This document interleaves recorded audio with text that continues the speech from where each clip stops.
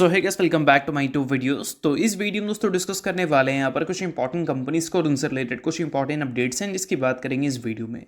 तो चलिए दोस्तों वीडियो की शुरुआत करते हैं। सबसे पहली कंपनी की बात करते हैं। पहली कंपनी का नाम है दीपक नाइट्राइट लिमिटेड। बट इसको डिस्कस करने से पहले दोस्तों, अगर आपने अभी तक चैनल को सब्सक्राइब नहीं किया है तो चैनल को सब्सक्राइब करके बेल आइकन को प्रेस कर लो और साथ में दोस्तों सेबी रजिस्टर्ड टेलीग्राम चैनल को भी आप ज्वाइन कर लेना, जिसका लिंक आपको डिस्क्रिप्शन में देखने को मिल जाएगा। और एक डिस्क्लेमर भी है, जो भी कंपनी से रिलेटेड न्यूज़ एंड अपडेट्स हम लोग कवर करेंगे वो सारी न्यूज़ एंड अपडेट्स सिर्फ और सिर्फ एजुकेशन पर्पस के लिए है, सीखने के लिए है। तो इसको किसी भी तरह का इन्वेस्टमेंट एडवाइस मत समझना, आप खुद से रिसर्च और एनालिसिस भी कर सकते हैं। तो चलिए दोस्तों वीडियो की शुरुआत करते हैं। सबसे पहले बात करते हैं दीपक नाइट्राइट से रिलेटेड कुछ इंपॉर्टेंट न्यूज़ एंड अपडेट्स के बारे में। सो दोस्तों, अगर हम दीपक नाइट्राइट की बात करें तो फिलहाल ये कंपनी पिछले कुछ टाइम में या फिर बोल सकते हैं एक लंबे टाइम फ्रेम से वीक परफॉर्म करती हुई दिख रही है। अगर 52 वीक हाई से देखोगे तो गिरावट करीब 41.8% आपको देखने को मिलेगा और ऑल टाइम हाई से देखोगे तो गिरावट आपको 50% से भी ज़्यादा की देखने को मिलेगी। तो एक लंबे टाइम फ्रेम से अगर ये कंपनी लगातार गिरती हुई दिख रही है तो इसके पीछे के प्रॉपर रीजंस क्या हैं उसको हम लोग समझने की कोशिश करेंगे इस वीडियो में। और साथ में ये भी जानने की कोशिश करेंगे क्या ऐसी चीज़ें हो सकती है जिसमें दीपक नाइट्राइट रिकवर करती हुई दिखे। अब देखो दोस्तों, ये जो पीरियड है पिछले 1.5 से 2 साल का, जिसमें दीपक नाइट्राइट मोर देन 50% गिरी है, इस पीरियड में अगर देखोगे बाकी केमिकल कंपनीज को तो वहाँ पर भी कुछ खास अच्छी परफॉर्मेंस आपको देखने को मिलेगी नहीं। लाइक अगर हम पीडीलाइट की बात करें, चलो इसका मार्केट एकदम डिफरेंट है, इस वजह से ये कंपनी को हम कंपैरिजन में नहीं रखेंगे। बट फिर भी पीडीलाइट देखोगे तो 7.8% आपको नीचे दिखेगी। गुजरात फ्लोरोकेमिकल्स 21.9% नीचे, नवीन फ्लोरिन 3.1% नीचे। और नवीन फ्लोरिन की अगर हम बात करें तो ये 52 वीक हाई से 3.1% नीचे है, ना कि ऑल टाइम हाई से। उसके अलावा दोस्तों अगर हम बात करें अतुल लिमिटेड के बारे में, बीएसएफ इंडिया के बारे में, या फिर विनातिक के बारे में, या फिर एसआरएफ के बारे में, या फिर आरती इंडस्ट्री, या फिर अल्काइल अमाइंस के बारे में, ये सारी कंपनी 20% से ज़्यादा आपको नीचे देखने को मिल रही है। अब देखो दोस्तों, कोई भी सेक्टर में अगर हर कंपनी नीचे रहती है तो फिर किसी एक कंपनी को लेकर ज़्यादा कॉशियस हम नहीं बोल सकते। बट अगर हम बात करें पूरे सेक्टर के बारे में तो पूरे सेक्टर में ऐसे क्या इश्यूज़ हैं जो कि हर कंपनी को परेशान कर रही है, उसको डिस्कस करना काफ़ी ज़्यादा इंपॉर्टेंट है। और देखो दोस्तों, अभी रिसेंटली एक आर्टिकल पब्लिश हुआ था जिसमें यह मेंशन किया गया था कि दीपक नाइट्राइट के लिए कोई चीज़ें तुरंत फिक्स नहीं हो सकती और इन्वेस्टर्स को गेन मिलने से पहले और भी पेन मिल सकता है। और ये सारी जो चीज़ें हैं वो किसने पब्लिश किया था? ये सारी चीज़ें पब्लिश किया था नुवामा इंस्टीट्यूशनल इक्विटीज़ ने, जिसमें उन्होंने बताया था कि कंपनी का जो परफॉर्मेंस है वो इनलाइन है। बट कमेंट्री अगर देखोगे कंपनी के नियर टर्म आउटलुक को लेकर तो वो अभी भी हमें कॉशियस ही नज़र आ रहे हैं। और साथ में इन्होंने जो अपने एस्टिमेट रखा था कंपनी की ईपीएस ग्रोथ को लेकर उसको भी रिड्यूस किया है। 2026 के फाइनेंशियल ईयर को लेकर जो उनका ईपीएस है उसको उन्होंने कट किया है 32.7% से। और उसके अलावा 27 के फाइनेंशियल ईयर की बात करें और 28 के फाइनेंशियल ईयर की बात करें तो वहाँ पर जो ईपीएस फोरकास्ट था उसको उन्होंने 8.5% से और 8% से कट किया है।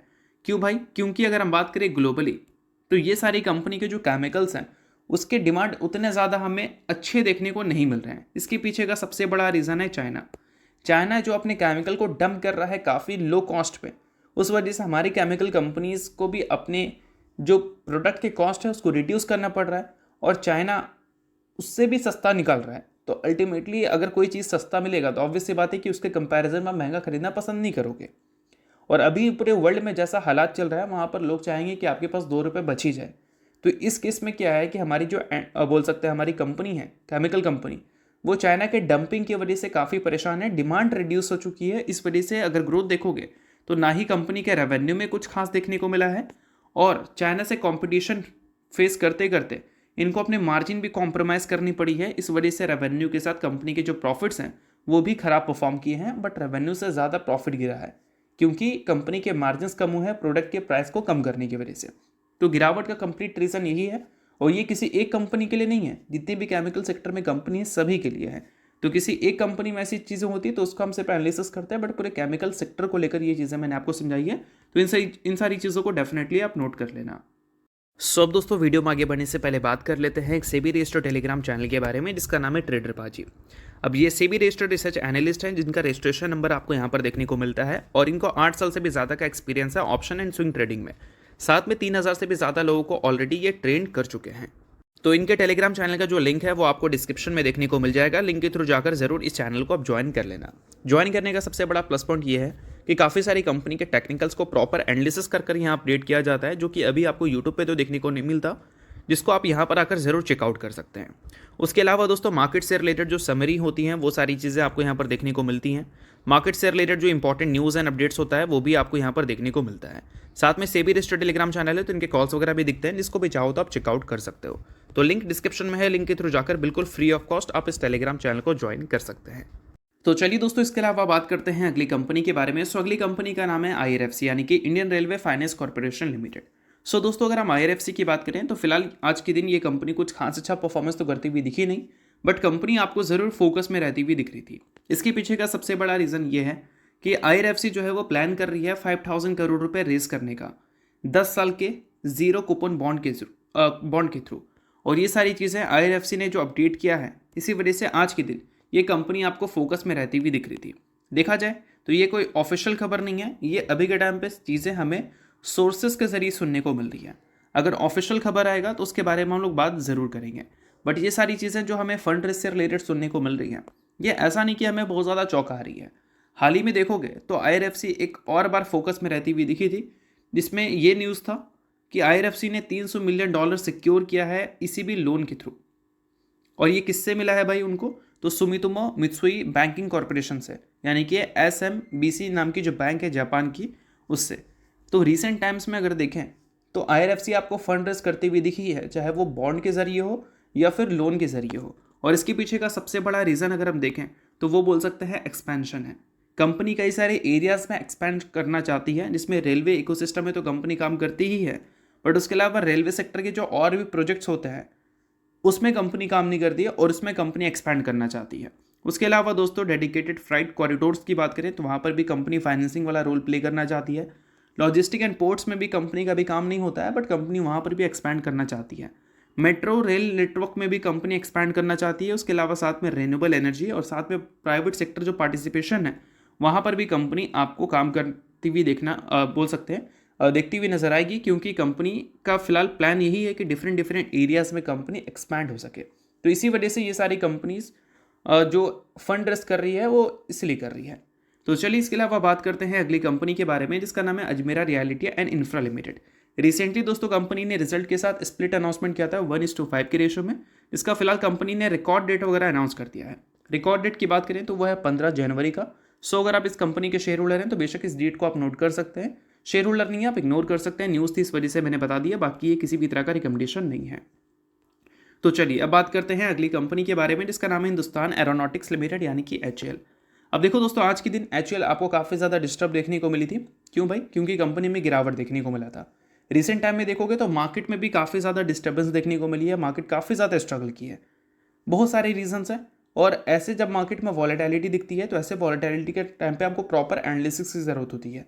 तो इसके लिए आप मेरे सेबी रजिस्टर्ड टेलीग्राम चैनल को ज्वाइन कर सकते हैं, जिसका लिंक आपको डिस्क्रिप्शन में देखने को मिल जाएगा। वहाँ पर कई सारी कंपनी के जो प्रॉपर टेक्निकल एनालिसिस होते हैं उसको अपडेट किया जाता है, जिसको आप फ्री ऑफ कॉस्ट चेकआउट कर सकते हैं। और सेबी रजिस्टर्ड टेलीग्राम चैनल है तो उनके कॉल्स वगैरह भी दिखते हैं, जिसको भी चाहो तो आप चेकआउट कर सकते हो। तो लिंक आपको डिस्क्रिप्शन में दिख जाएगा, लिंक के थ्रू जाकर बिल्कुल फ्री ऑफ कॉस्ट आप चैनल को ज्वाइन कर लेना। तो चलिए दोस्तों बात करते हैं हम HAL के बारे में, यानी कि हिंदुस्तान एरोनॉटिक्स लिमिटेड के बारे में। फिलहाल दोस्तों इस कंपनी से रिलेटेड कुछ इंपॉर्टेंट न्यूज़ हमें सुनने को मिल रही है, जो कि स्पेशल कंपनी से रिलेटेड तो नहीं है, बट हाँ कंपनी जिस सेक्टर में काम करती है उस सेक्टर से रिलेटेड ज़रूर हमें सुनने को मिल रही है। खबर क्या है भाई? तो खबर एक रिपोर्ट के जरिए आ रहा है, जिसमें यह मेंशन किया गया है कि इंडिया के जो एरोस्पेस, ड्रोन और स्पेस टेक्नोलॉजी वाली इंडस्ट्री है वो आने वाले कल में 5 गुना होने वाली है। और इसका जो मार्केट है वो $44 बिलियन तक हमें देखने को मिलने वाला है 2033 तक। और इस सेक्टर में जो कंपनी काम करती है, नो डाउट उनको तो आने वाले कल में कई सारे ऑर्डर्स मिलते हुए नज़र आ सकते हैं, जिसमें उन कंपनीज़ को ज़्यादा फायदा होगा जो कंपनी एरोस्पेस में या फिर ड्रोन्स में काम करती है। अब HAL की बात करें तो इनका कंप्लीट बिजनेस जो है वो एरोस्पेस में हमें देखने को मिलता है। और फिलहाल ड्रोन्स की अगर हम बात करें तो अभी इंडिया में देखोगे तो 1.2 से लेकर 1.6 बिलियन डॉलर का मार्केट है 2024 तक इंडिया के ड्रोन मार्केट का। एक्सपेक्टेशन ये है कि 1.3 से लेकर 4.8 बिलियन डॉलर तक ये मार्केट जा सकता है 2030 से 35 तक। 20 से 24% CAGR से ग्रोथ हमें देखने को मिल सकती है। और ऑब्वियस सी बात है कि यहाँ पर गवर्नमेंट के सपोर्ट आपको देखने को मिलने वाले हैं, जो कि PLI स्कीम के जरिए होगा या फिर और भी पॉलिसीज़ के जरिए होगा। तो चलो ये सारी चीज़ें तो हैं। अब दोस्तों एचएल जो है, काफ़ी सारे लोग सोचते हैं कि ड्रोन्स में काम नहीं करती, बट ऐसा नहीं है, कंपनी ड्रोन्स में भी काम करती हुई दिखती है। इसके कंप्लीट डिटेल्स आपको यहाँ पर देखने को मिल जाते हैं। अगर लोग एल्टीट्यूड या फिर हाई एल्टीट्यूड ड्रोन्स की बात करें तो दोनों में आपको एचएल का प्रेजेंस देखने को मिलता है। तो बेशक ये सारी जो चीज़ें हैं इन्वेस्टमेंट से रिलेटेड जो कि इंडिया करती हुई नज़र आ सकती है इस पर्टिकुलर इंडस्ट्री में, एरोस्पेस, ड्रोन और स्पेस टेक्नोलॉजी वाली, तो उस केस में हमारी जो एचएल जैसे कंपनीज़ हैं और एमटीआर टेक्नोलॉजी जैसी कंपनीज़ हैं उनको काफ़ी अच्छा फ़ायदा हो सकता है। तो ये सारी चीज़ों को नोट कर सकते हैं, काफ़ी इंपॉर्टेंट है, बट चीज़ें सिर्फ एजुकेशन पर्पज़ के लिए इस चीज़ को भी नोट करना किसी भी तरह का रिकमेंडेशन नहीं है। होप करता हूँ ये वीडियो आपको अच्छा लगेगा और लाइक कीजिए, पहली बार सब्सक्राइब कीजिए। वीडियो के लिए बहुत बहुत शुक्रिया।